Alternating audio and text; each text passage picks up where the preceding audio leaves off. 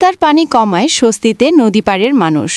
উজান থেকে নেমে আসা পাহাড়ি ঢল ও কয়েকদিনের টানা ভারী বর্ষণে নীলফামারীর ডিমলা উপজেলায় তিস্তা নদীর পানি বৃদ্ধি পেলেও বর্তমানে তা কমতে শুরু করেছে। মঙ্গলবার ১৬ সেপ্টেম্বর সকাল ৬টায় তিস্তার পানি বিপদসীমার ২৫ সেন্টিমিটার নিচে এবং সকাল ৯টায় ২৮ সেন্টিমিটার নিচে প্রবাহিত হয়।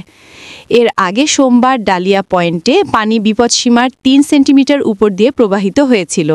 বন্যা নিয়ন্ত্রণে তিস্তা ব্যারাজের ডালিয়া পয়েন্টে ৪৪টি জলকপাট খোলা রাখা হয়। পানি বৃদ্ধি পাওয়ায় ডিমলার পূর্ব ছাতনাই, পশ্চিম ছাতনাই, খগাখড়িবাড়ি, টেপাখড়িবাড়ি, গয়াবাড়ি, খালিশা চাপানি ও ঝুনাগাছ চাপানি ইউনিয়নের অন্তত ১৫টি গ্রাম ও চরাঞ্চলের নিম্নাঞ্চল প্লাবিত হয়।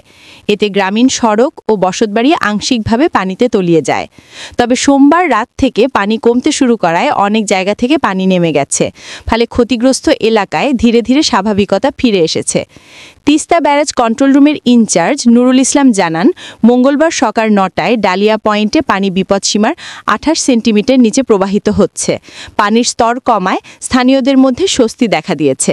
বন্যা সতর্কীকরণ কেন্দ্র জানিয়েছে, আগামী ২ দিন তিস্তার পানি পুনরায় বাড়তে পারে।